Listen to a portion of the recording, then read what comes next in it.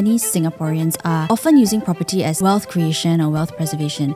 Is that also something that a lot of people in your community see, or they don't actually see it that way? Most people see property the wrong way. People see property as just a home.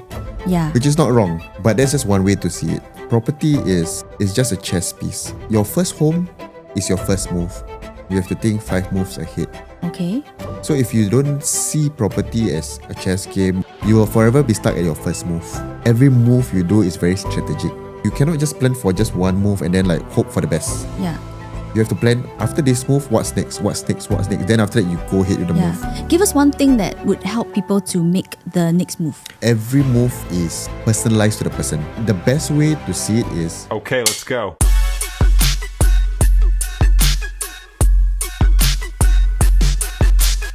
I'm Nicole Lee, and welcome back to You Never Know, where we talk about life, career, change, and the stories of people who have taken the unconventional road and embraced the unknowns. If you liked my content and podcast so far, remember to like, comment, or subscribe wherever you're watching or listening to this to help me create more relevant content for you in the future. It means so much to me. Today's guest is someone who's not just determined to carve his own path. He's rewriting his own narrative as a man with a Malay heritage in his own community. Known to many in Singapore as the POV guy, he's the voice behind real estate tips that are real, relatable, and empowering for everyday people. He's also co-founded Curious Lab, a creative studio that tells visual stories for engaging online experiences. I'm super excited to be going deeper into his personal journey today and to go behind the scenes of what it actually means to be a budding real estate agent. It is my absolute pleasure to welcome Farhan Adenan, aka the POV guy, to You Never Know. Welcome, Farhan, to the show. Hi, Nicole. Thanks for having me. You know, we actually met 13 years ago. Yeah. That was such a long time ago, lifetime ago. Now, 13 years later, Yeah. you actually found me on Instagram. Yeah. Yeah, and then we reconnected. Yeah, through this podcast. The good thing is that it's not fluff. Thank you so much. I think not many people realize that the entire entrepreneurship journey is actually very difficult. But even more challenging for some people of different backgrounds and different heritage. Yep. For you, Farhan, what was it like growing up in the Malay community in Singapore? So, the Malay community, this was in the 80s and 90s, right? Yeah. It's vastly different from what we have today. Mm-hmm. So it's a very close-knit, warm, tight kind of environment. You know everybody, you know your uncles, you know your cousins, and it's like a daily affair. You'll meet up. Even for Hari Raya, you'll be meeting up almost every single day. Wow. They say it takes a village to raise a kid. Yes. So that definition is precisely what it was back then. So everybody took care of each other. You'd have sometimes aunties becoming the wet nurse for another kid. Interesting. So this is very common back then. So you'd have this kind of very close knit family ties amongst the families, and it's I think it's very common among all the Malay families in Singapore at that point of time. Okay. Yeah. So how did that impact you growing up, having this close-knit family and sort of, being very comfortable about everybody supporting you? So you have to understand, as a kid growing up, you'd always look up to someone, and usually you look up to someone who you're close to. The 90s, the 80s, it's there's no internet, right? We were books, go to the library, and your close friends and your close family members are people in your community from schools, from probably religious events. If let's say you're Muslim, you go to the mosque. Yeah. So these are the people that inspire you, that you look up to, that you follow. Now there's Instagram, right? So you follow people. Yeah. Now, back then was you follow people who you are close contact with. Okay.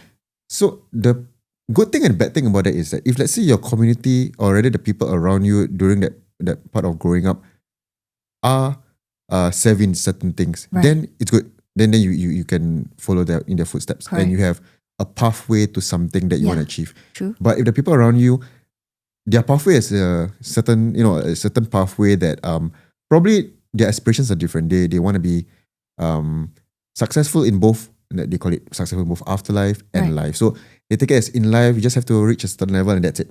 Right. And then, because they focus on the afterlife, which is not wrong. Yeah. It's totally wrong. It's just, that's their path. Right. That doesn't necessarily have to be your path. Exactly. But because you don't have access to any other pathways or guidance to how to achieve certain things through other pathways, then, that's your limitations in that sense. Interesting. So you model after the people that are closest to you. Correct. And if you so happen are in a family or in a community that maybe emphasizes a bit more towards the afterlife versus a physical life here now, then that might affect, would you say, some of your dreams and aspirations?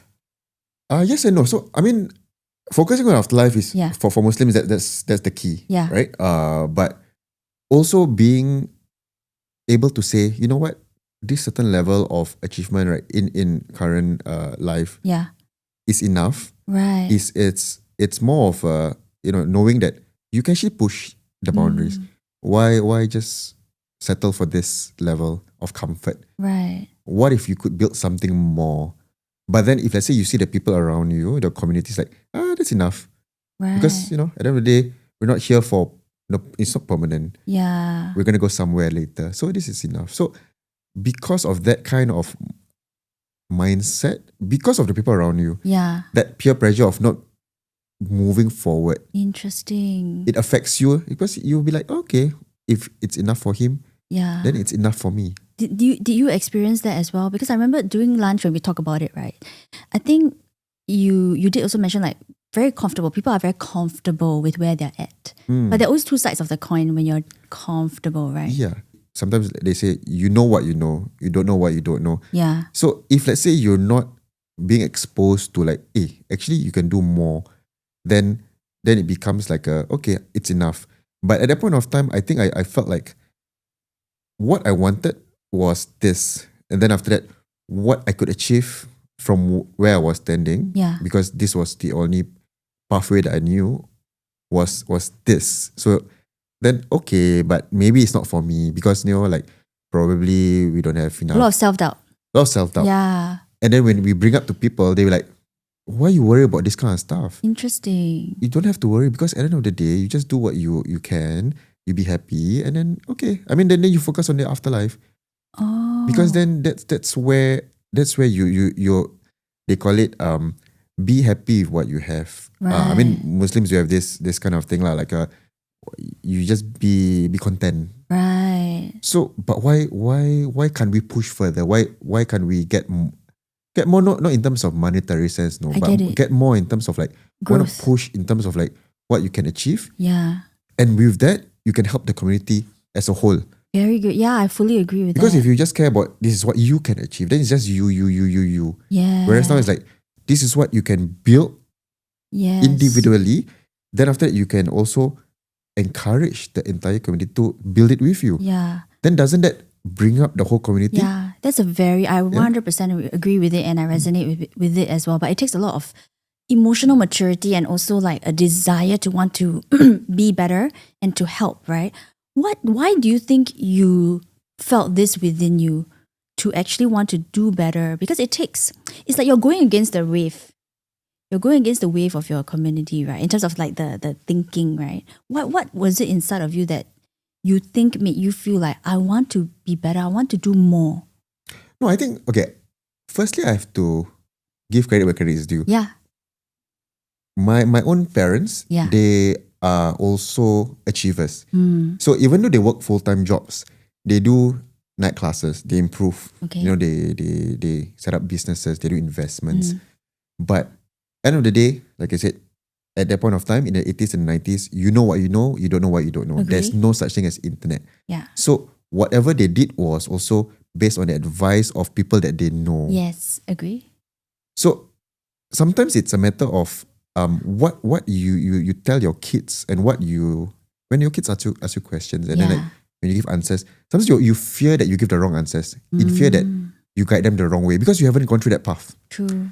So I sometimes get this resistance of like, okay, don't do too much too fast. Yeah. Okay. Slow down. You're still young. Let's try and focus on what you can do currently. Yeah. So if let's say we don't know how to look forward, like 10 years, Yeah. 20 years ahead, then that's where we only plan for the next move, one move ahead, one move ahead. Yeah. So that was I would say, the barrier that I faced. Interesting. Yeah. Because one is you don't have the money to do it in terms of like proceeding to the next level. Two is you might not have the education or the right knowledge, Yeah. the right guidance, Correct. and you will fail. Yes. Yes. If let's say, you mean like successful people, they fail all the time. The key thing is, I think, is trying, failing, failing. And then after that, even if you fail 10 times, you try again. Yeah. So I think a lot of people, they fear failing Of course. at Yeah. that point of time. Because then Yes. you'll be like, oh, they tried. They pump in money, they fail. Then after that, they run out of funds, then they don't proceed anymore. Yeah. Because of that fear of like, I will fail again. Because nothing has changed. Knowledge is the same, money is the same or less. Right. Then after that, there's no other people guiding them. So many things came to my mind, right? First of all, it seems like a vicious cycle. So the more, if you keep repeating the same patterns, it will pass down from generation to generation in terms of the mindset, not enough wealth, not enough education, and then it keeps passing down, because even with internet, sometimes your family plays a very big role in terms of how you approach your life, right? So for you, how do you manage to break out of that cycle? Like, what was it that gave you the courage actually to break that mold? This was something that happened, I think, after secondary school. Okay. So, I mean, even then in secondary school, I was doing a lot of photography. Actually, no, primary school actually. When the focus was doing exam work, Yes. and then studying, Yeah. and then doing like revision, and then suddenly something came up like, now we have a class project. Everybody do a scrapbook. Yeah. I would spend more time on the scrapbook just to get an A on that scrapbook, Interesting. Yeah. compared to doing like, hey, let's study to get A for exam. I get it. Yeah. And then the teachers will be like, okay, Farhan, you cannot do this. This is just basically just by the way. Right. You need to do this. This is more important. So that was from primary school, and that was from the teacher. Right. Then when we went ahead to secondary school, it was the same. The teachers were like, no. You shouldn't be doing project work Right. more than actual studies. So like I was like, why is this so like Rigid. Then if let's say you don't need to focus on this project work, then why do you give project work? Right. Yeah. So is it just because I have to give you because it's a syllabus? Yeah. Okay. But I enjoyed doing it. So when I left secondary school, then went to doing my diploma. Yeah. It was the same. It was a different sort of like environment. Project work is more important than studies. Yes. So I think the environment actually changed for me, and because the environment changed for me, it became a stepping stone to something more. Right. And to be more of yourself. Correct. Oh, I think it's very interesting. And I think that just a point that came to my mind, right, in terms of the education system, sometimes we're in, of course, we can't change the system. But I think as young kids and parents as well, sometimes we need to realize some of the limitations in terms of what, a standard schooling system is, and whether your child, like yourself as well, to acknowledge where your strengths are, because your strength is actually more creative project work rather than academics. And actually there are so many different paths in life which actually led you to a more creative path at the end, right? When I was doing project work, Yeah. there was no A, B, C, D, E. Like, there was no like step 1 you do this, Yeah.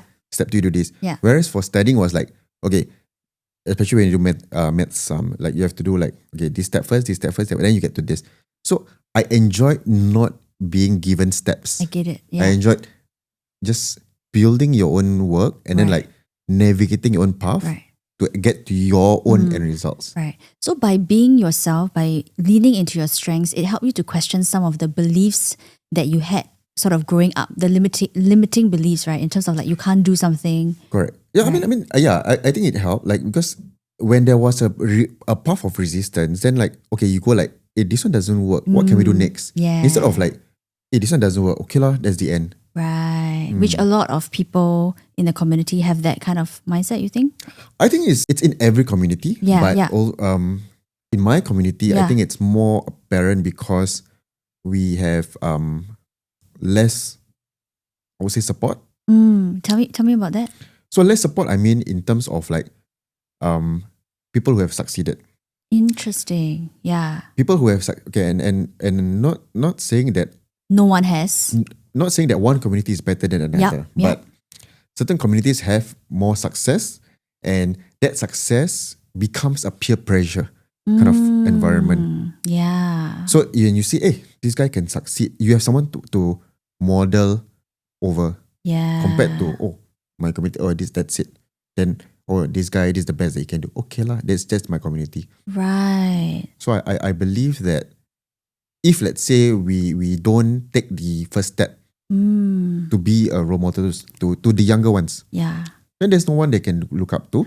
And then it becomes again, like you said, Vicious cycle. No, I love that. I think you're talking about the collective support, the collective pressure in a good way to be better. You can do this. You can be an entrepreneur. You can be, create wealth. All these ideals then start to become bigger, better. It's a momentum thing, like it's a momentum thing, and it's a if you look at it, you feel like this person is in the exact circumstance and in the exact environment, exact resource that he has as me. Yeah. And he could do it. Yeah. Whereas if, let's say, I were to model over someone of a different community, and then I will go like, yeah, but he's different. Right. That's why he can. Now I'll be victimizing myself. Yeah, I'll be like, victim mindset. I mean, like I'm like this, so it's okay. I have this. It's enough. Okay, because I can't be that because of stuff. Pop. Yeah. So you wanted to be an example for other people as well. I mean, it doesn't start from it. Okay, to be honest, like nobody goes that. Okay, I want to, but it's. I think what I want to do is that whatever I do is, it doesn't have just to be just for me. Because whatever we do, I mean, like we are at this stage where me and my wife, we have our son. So whatever I do, I don't want it to be like hey, he looks at me and go like, but you also never do. You also never try? You also never try. Yeah. You also say cannot. Yeah. So it starts from home. Yeah. And it builds into the community. Yes. And then it builds into the society. Then after that, as a whole, my community will change when more people take action. Yeah. And build something together. Yeah, because you never know in life, right? You never know. Right? No, because actually I resonate very strongly with it, because even for me, for my daughter, I also want to give her a good example of, not just about where your heritage, right? It's also about as a woman, like what you can do, what you're capable of, and standing up for yourself, being empowered to take your own decisions regardless of what your society, your community is doing, So I think that's very powerful what you're doing, and to be the one in your own family, in your own person, to break the cycle. Then it starts a ripple effect of then down to your son, down to your friends, inspiring your community. Because that will lead me to my next, question in that is on real estate, right? Because I know you set up your own creative studio, but at the same time now you only earlier this year went into becoming a real estate agent. And I think that's very cool, because you're also building a new source of income and purpose, right? And I want to find out more behind the scenes of what it takes to be a budding real estate agent. So, there are many types of people in this world. And there are two kinds of people that I think many people are afraid of, right? Yep. One's insurance agent. Yep. The other one is real estate agent. Yep. Yeah. So what's your experience as a new real estate agent in Singapore? I mean, to that point, people try and avoid. I mean, like, if let's say you see someone standing at the MRT station, then after that they go like, "Hi, sir. You have 5 minutes." You definitely go detour. Yeah, check your phone. After no time.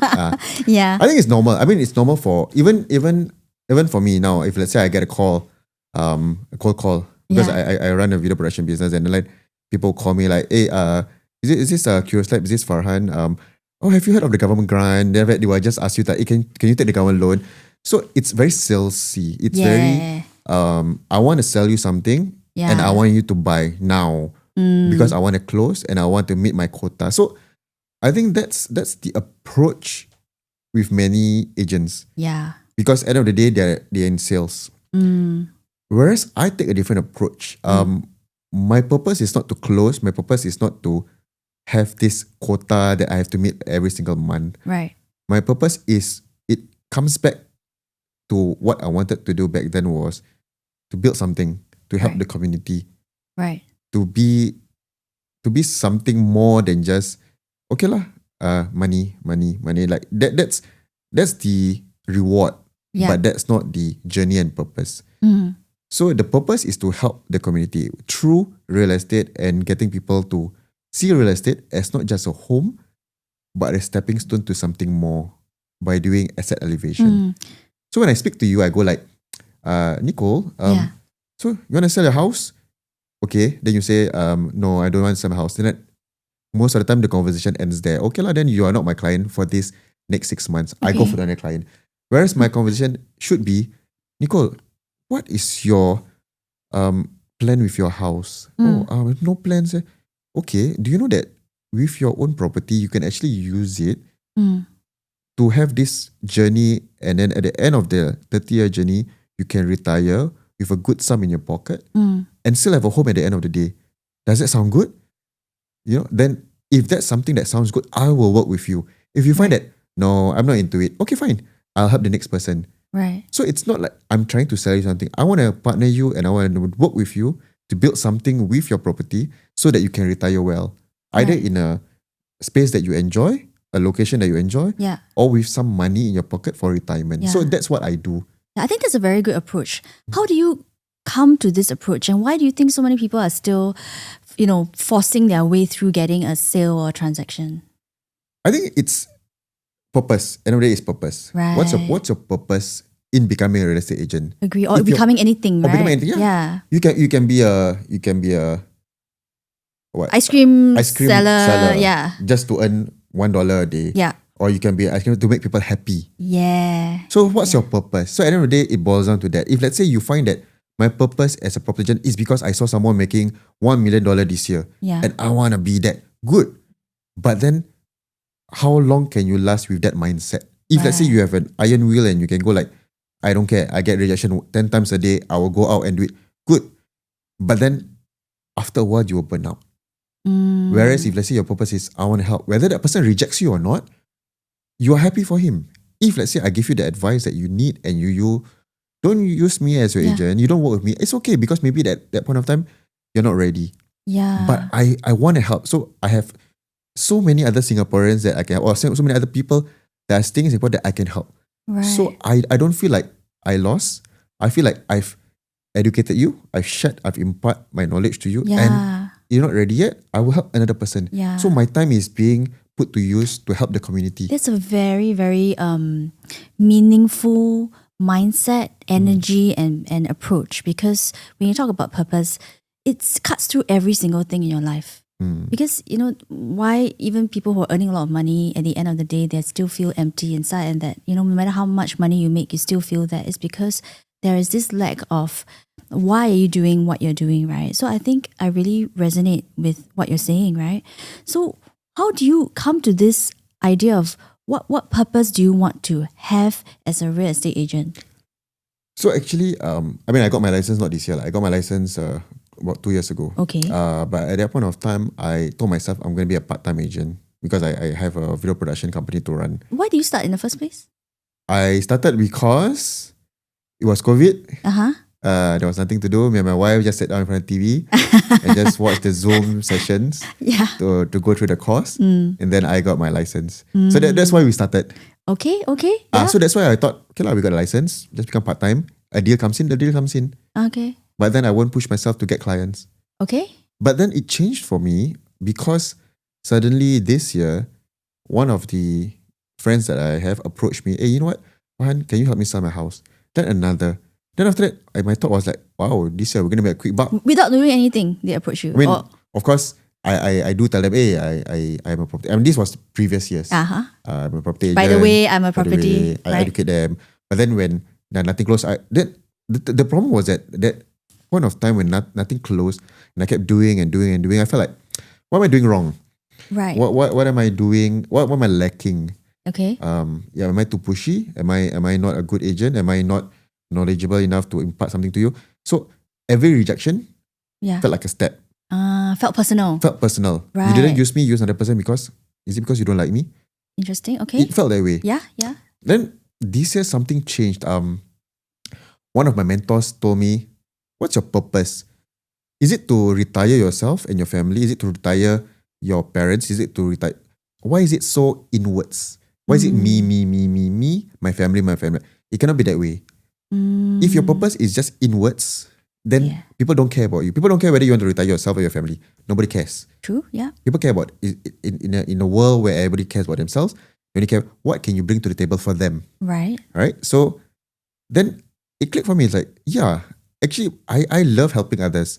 So why didn't I see real estate as something that I can use to help others? Yes. So because that purpose for me developed to this, everything, even my approach when I speak to people, even when I advise them on certain things, it's because I want to benefit them. Yeah. The commission is just a reward because I did a job well done. Yeah. It is not like okay, because of this, I want an X amount of commission a year. No, it's just when it comes, it comes. Yeah. But I don't force it. Yeah. Oh, I love it because you switch the direction from what's in it for me to what's in it for others. Yes. You switch the energy. So you switch from energy of taking to energy of giving. Yes. And I completely resonate because even for this podcast, I'm also not sure where it's gonna go, right? But what am I trying to do? What am I trying to bring out? Help people to bring up their truth, their story, so that we can inspire more people to do the same, right? So I love that switch in direction. So did it work when after you switch direction? 100%. Yeah. Like when that clicked for me, right? I mean, you can ask my wife, and it's something that is internally. Yes. Everything changed. Like from your own happiness, the way you approach people, the way you speak to people, the way you approach life as a whole, it changed. So now I look forward to meeting people, not because I want to close a sale. I mean people because I want to share with them, like, how can I improve your life?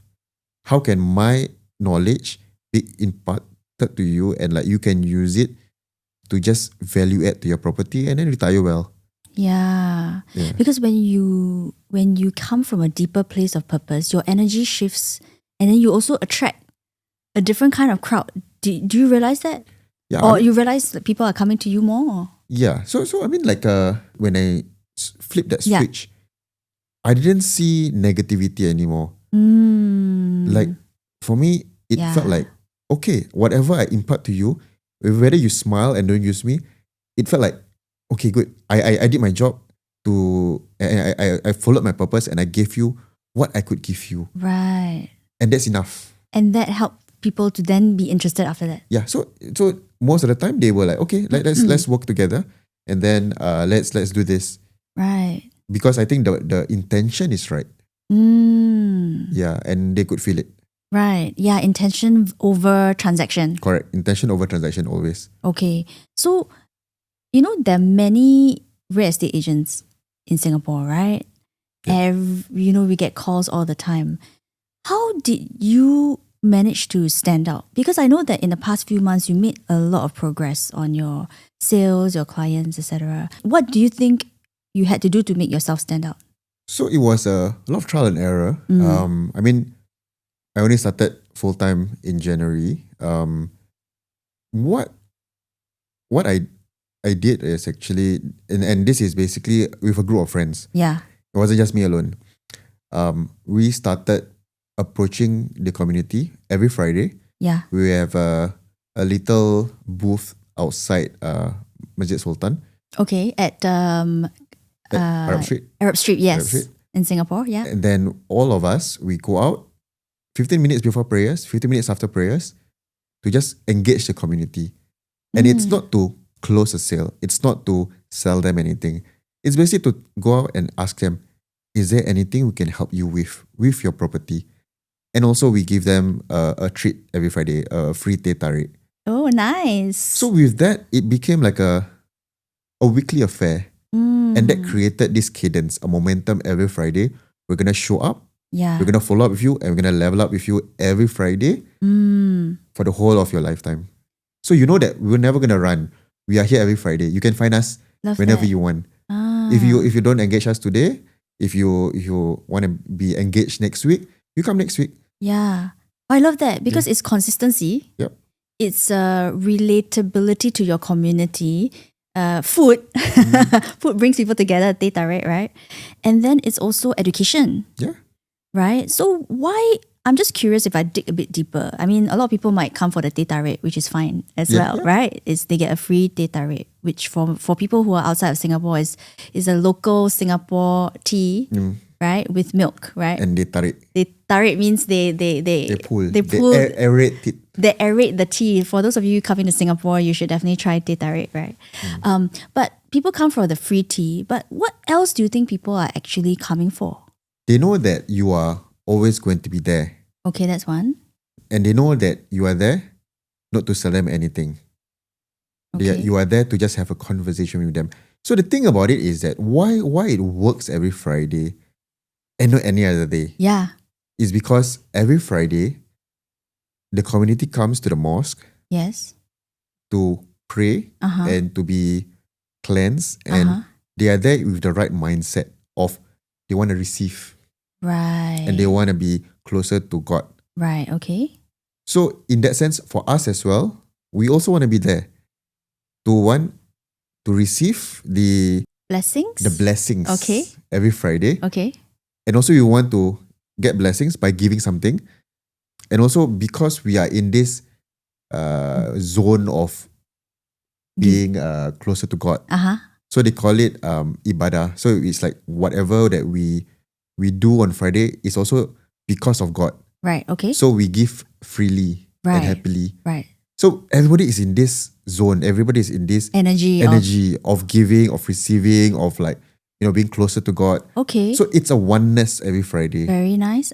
So because of that, whatever we give, right, like this free teh tarik is not, I count, $2 or whatever, $10 or whatever. It's just a monetary amount. Yeah. It's in the spirit of giving and knowing that whatever I give, I will basically get back. It's not the thing itself, but the energy that comes with it. I mean, if I talk about being educated about, property, because you said you're not actually going there to sell something, you're educating them. What are you actually educating them on? And most people, they don't want to talk about their property. Most people, Nicole, how's your property doing?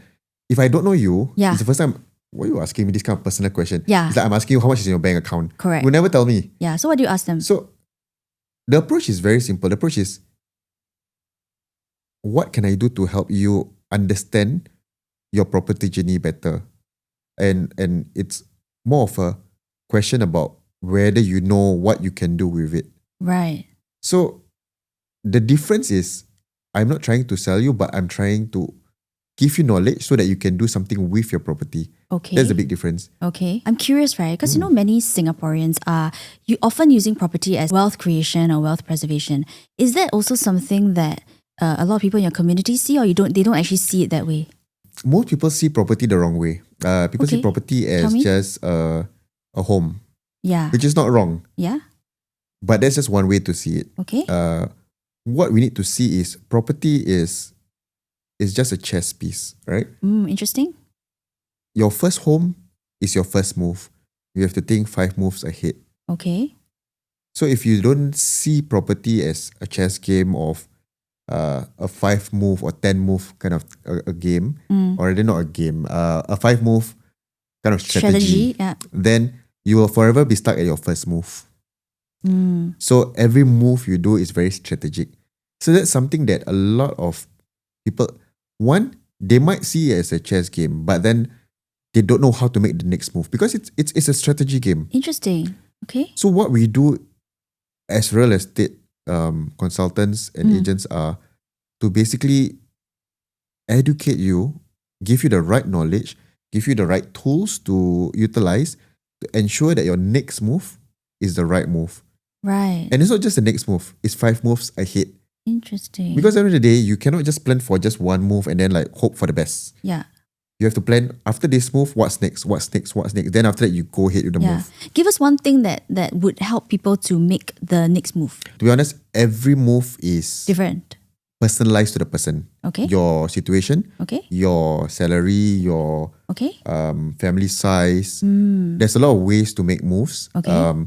Whether it's commercial, industrial, residential, overseas, local. Okay. There's a lot of moves. Okay. So everyone has their own chess move depending on the situation. Okay. Fair. But the best way to see it is a residential move is always the best. So the best way to see it is your first move. Most of the time, people go from a BTO. Yeah. And then after Which that, is explain BTO for those who don't so know. BTO is built to order. So Okay. BTO is you order it today. Yeah. It gets built for over 3 to 4 years. Uh-huh.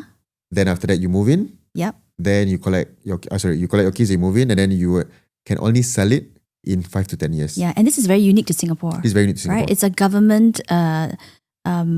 a government housing. Correct. Right? Okay. So that's your first house, and that's what we call your first pot of gold. Right. Because after you meet your 5 years minimum occupation period, the MOP, then you can sell it, and you can sell it at a much higher price tag than when you actually purchased it. Okay. Then this becomes your first capital to purchase your next property. Okay. And most of the time, you can afford either a bigger house or bigger HDB, Okay. or you can afford a condo. Okay. So if you don't utilize this first move, so everything it depends on your first move. Once your first move is correct, then you can upgrade your asset to either a condo or you can get a big house lah. But if you get a big house, sometimes it doesn't appreciate in value Right. because it's an older house. Then you get stuck a bit unless your salary increase. So it depends on circumstance. I see. Okay. If you have a big family and you say, you know what, I can't afford a 3-bedder, 4-bedder Yeah. condo, then that's your situation. Yeah, got it. Why do you say it's a five chess piece step? Okay, so it's a 5 move, right? Because of usually we try to start as early as you can. Right. You can buy a property at 21, Right. right? So we're in Singapore, and it's unique to Singapore. Yeah. Our CPF OA, Yeah. part of it will be transferred to our retirement account Yeah. at 55. Mm-hmm. So if you look at it from this 21, and most people won't buy at 21 a private condo unless they have the capabilities to do it. Mm-hmm. Most of the time people start at a PTO, and then by the time they sell it, they're around 30s. Mm-hmm. So from 30s to 55, that's around 25 years. Okay. So every 5 years you make a move. Oh, Every 5 years you make a move. interesting. Then after that, it becomes like a five piece move. Right. So if you don't move, it's fine. Because sometimes market doesn't allow you to move. Maybe because market is down, right. you find it's not the right time. But you still have to plan for it. You maybe skip a move, but you have to move. If you are stagnant, yeah. you lose the game. Oh. It's like chess. You don't move, Yeah. you lose. The clock will run out. Oh, interesting. Right? Why is it so? The clock will run out No, because of why your is age. Right, yeah. As in, why is it when you stay stagnant, you will lose out? Because your property. Yeah. Okay, so once the property hits a certain level, Yeah. right? It will somewhat plateau in Right. terms of the appreciation. Right. But that's just one part of it. Okay. The other part of it is that if you don't move, Right. your property usually appreciates about 3 to 4% Right. per annum. Right. So 3 to 4% of 10,000 Right. is less than 3 to 4% of 20,000. Right. So if you don't increase the value of your property in terms of the quantum, so if you don't buy a higher quantum every single Right. time you move, Right. then you are basically stuck with 3 to 4% of something, this X amount, Right. and 3 to 4% of X amount. Right. So you have to keep increasing the X amount, the quantum. Interesting. Okay. Of course, new launch would definitely appreciate more, Oh, right. 5 to 6% or more. So the thing is that it depends on whether you can increase that quantum every Yeah. single time you make a move. Yeah. If not, you just have to get a new launch. So it all depends on what you want to do with your property, how much you can afford, whether you want to buy into something to stay Right. or something to invest. So a lot of different factors, huh? There's a lot of different factors. So there's a lot of ways to do it. Yeah, it's quite fascinating for me as well. I mean, because a lot of people don't know all the intricacies behind all this, different drivers, factors that actually impact the price of your house and how much you can make. And like for me, hearing from you to move every 5 years, that's something not everybody does, right? A lot of people just buy and stay. Actually, to be honest, 80% of Singaporeans are in HDB. Mm-hmm. Okay. 20% is in private and landed. I mean, condo and landed. So Okay. in the private sector. So, but now more and more condos are being built. Right. The aim is to have more condos in the future Yeah. so that Singaporeans can, be in condominiums and Right. like private estate and stuff. So, and more people are actually doing this asset elevation kind of step. Yeah. What implications does that have? It is actually to make sure that less and less people are dependent on government housing, Right. and more people are, because once people are less reliant on the government for housing, Uh-huh. it creates a better environment for society as a whole. Right. Because we are less dependent on government. Okay. Yeah. So and we can use that as a way to increase our value in terms of our asset as well. Okay. Yeah, because the thing is, why we need government housing is because we started as a small nation. Mm-hmm. Everything is a step up from when we first started. So government housing was so important to Give us a move home. everyone from the village to affordable housing. Right. But now we are in 2025, so we cannot be stagnant and just always ask the government for help. Right. We must keep improving ourselves. Yeah. And the way to improve ourselves is either through our jobs, through our investments, through any other means that we have in terms of increasing our financial capabilities. Yeah. And also property. I get it. But at the same time, the prices of private condominiums are getting higher and higher, same as HDBs as well. So if there are, do you notice or see people sort of struggling to even afford a property, or how do you actually help them to navigate whether should I buy a HDB versus a private condominium? So there are ways to see whether you can afford a condo or a HDB. Right. If let's say you were to see someone's income, and most of the time the younger ones, because the salary hasn't met a certain threshold, right, they would most likely not be able to afford a private condominium, bigger than a 2-bedroom. Right. Because now 3-bedroom new launch is around 2 mil plus. Yeah. The key thing now is to basically buy what you can afford first. Yes. And then use that as a stepping stone. Right. So if let's say I had this amount of money, okay, I earned this amount of money, would you actually advise someone to buy for the same amount of money a HDB or a private condominium? It depends. So if let's say you have this X amount of money and X amount of income, yeah, then we have to see what's your family situation. Okay. Do you need the space? Okay. How do you see yourself in, say, 10 years' time? Do you see your spouse working? Right. Do you see yourself retiring because you don't want to work? Right. Do you have intentions to migrate? Mm. So a lot of factors play a part. Right. But if let's say the key factor is actually whether both husband and wife will continue to work and will continue to potentially get a pay increase over the years. Okay. Because property will definitely increase in the quantum because you want to do asset elevation. Yeah. So with that, you also must make sure that your salary also increases, so it allows you to be more comfortable in paying the installments. Right. Okay. Because with private property compared to HDB, you'd want to maximize the loan portion. Right. Just because you want to use other people's money to make money. So how you can see it is this way. Because for private condominium, you can borrow more, right? No, both HDB and banks, you can loan 75%. Okay. Now it's 75%. Okay. But how you see is this, and this is the key thing. This is something that can click for you, and then your mind is switched on.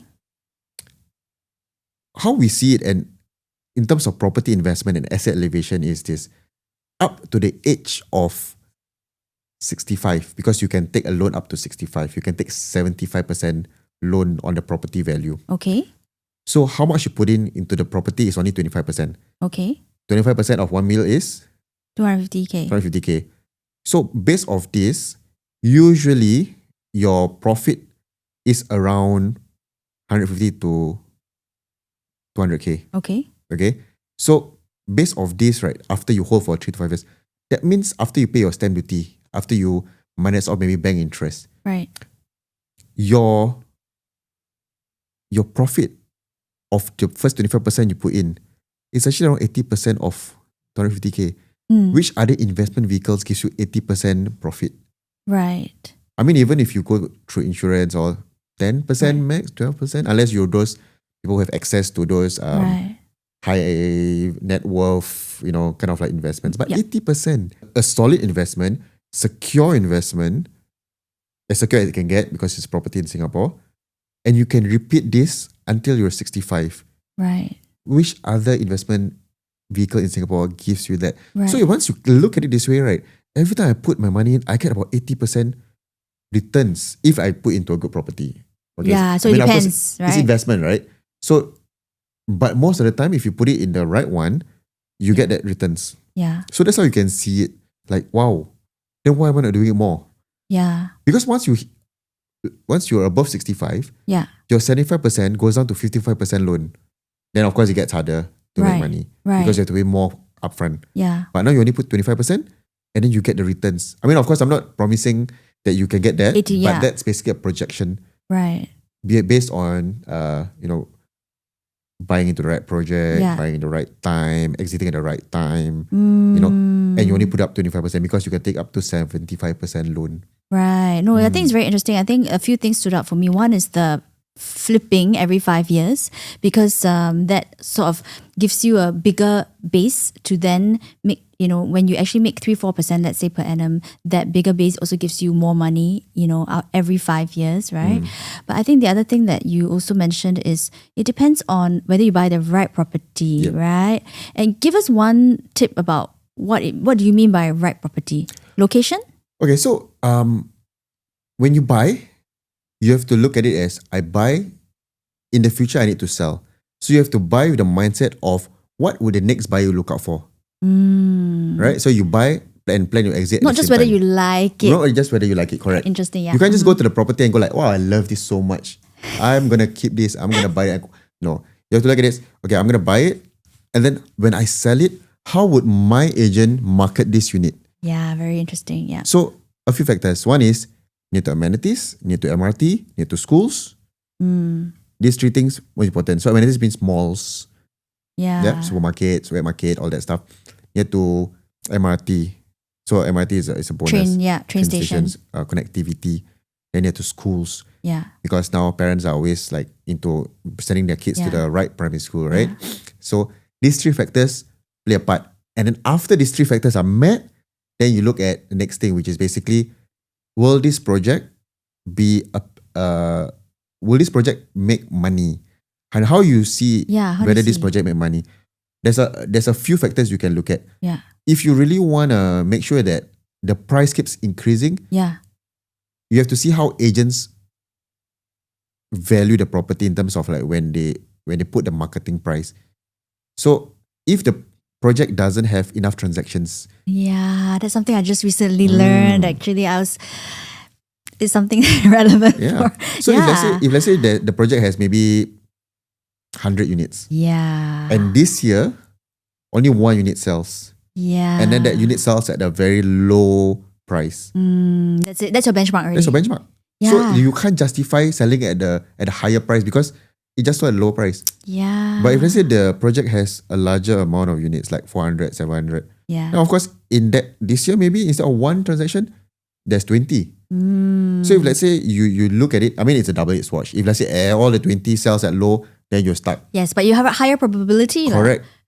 So that's the next one to look at. Yeah, that's very new and interesting for me. And then the last one to look at is, I mean, of course, in that one, there's a few other factors like the floor, location, I mean, the floor, the Ds they're facing, whether it's facing the bin center, this and that. But that's later on, right? That's part of selecting a unit. Right. But then the next thing to look at it is, if you want to look at a project that would potentially make money, is you have to look at it as, this is a new estate. Say for example, this estate is in Tengah. Where's Tengah? Tengah sis? You don't know, right? Where's Tengah? So Tengah is in between is it a new estate? Choa Chu Kang and Jurong. It's Tengah. Okay. It's Tengah of that. Okay. So Tengah means center, you know, right? Oh no, I don't know. So it means Tengah is in between lah, center. Okay. Yeah. Okay, so let's say Tengah. So there's three factors we look at, right? So one is basically the announcement. So announcement meaning we are going to develop Tengah into the next township. Right. So that's Tengah. So that's announcement, right? So that's probably, if let's say they announce government announcement. Yeah. Say whatever they announced this year. That's the first step. So they launch all these projects and you buy into it. Right. Next step is completion. So completion meaning the house is ready. Right. But when you buy these houses, it's at lower price because there's nothing there. It's a new township. Right. Okay. So that's where people are fearful. They go like, "Well, should I buy? Yeah. Should I not buy? Very What if I quiet, say won't like- make money? It's very yeah. quiet. I got nothing." So if you buy it at this stage, then it's good. But then most people buy it at what we call infrastructure stage, Which is later. which is later when MRT is ready, when the markets are ready.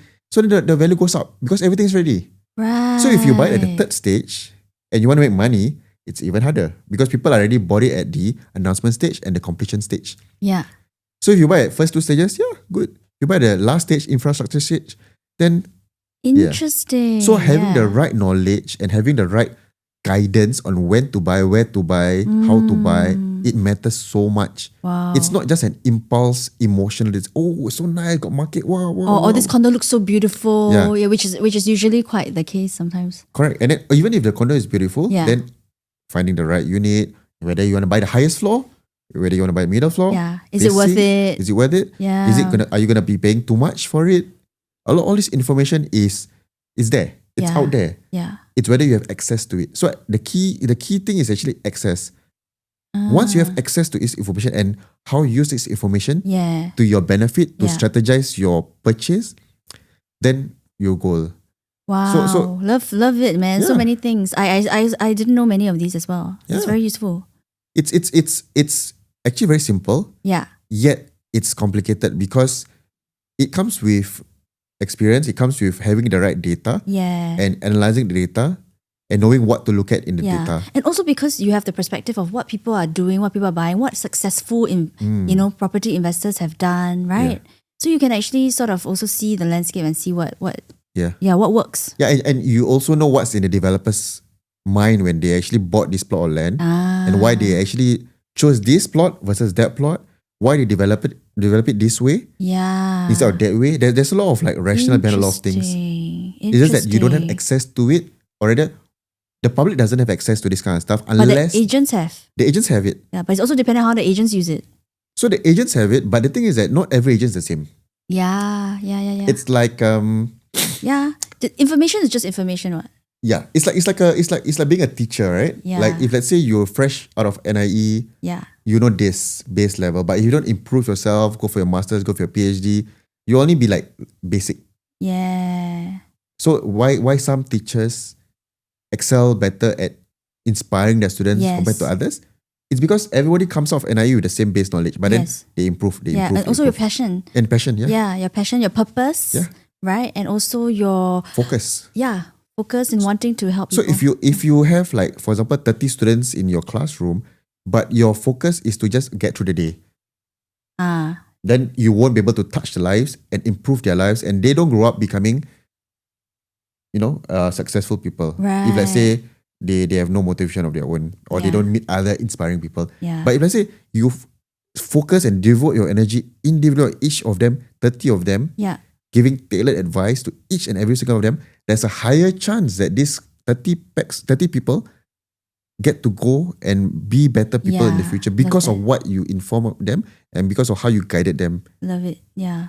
Yeah. Farhan, man, we can talk forever, but we're actually running out of time. yeah? Oh no. So I'm just going to ask you like a few rapid fire questions. Okay. Okay. So if there's one tip you can give someone who is looking to buy a property, what would it be? It's a chess game. Okay. Don't look at your first property as your last property. It's a chess game. It's a 5-piece move. Yeah. So look at it as not your last, but your first move. Okay. Very good one. Next one is, what's one belief that you think more people in your community need to unlearn? So I think it is a very important question. It is a very good question. It's really unlearning that the ceiling is there set for us, and because of that ceiling, we have to live with it. What we need to do is the ceiling is not a whole flat ceiling that is a blanket Unbreakable. ceiling. Yeah. Not even unbreakable. Yeah, this ceiling might be here, Yes. but why is it that we cannot just go around the ceiling? Don't look at the ceiling as something to use to victimize ourselves. Yeah. 100%. Go around it, try different ways. There's no one way to the end point. There's so many ways to the end point. Yeah. Just because one person tried one way, it didn't succeed, try the other ways. Try your way. My way doesn't work for you, try other ways. Yeah, don't be limited by just one way that someone tried and then like failed and then use that just as they try, I cannot. So okay lah, that's it lah, enough. Enough for me because it's enough for them. Yeah. Yeah. Thank you so much, Farhan. This is actually very inspiring. We talk about property, growth, right? About ambition, about taking the power back to create your own wealth. So really appreciate all the insights that you gave today. Awesome. Yeah. Thank you. All right. Thanks.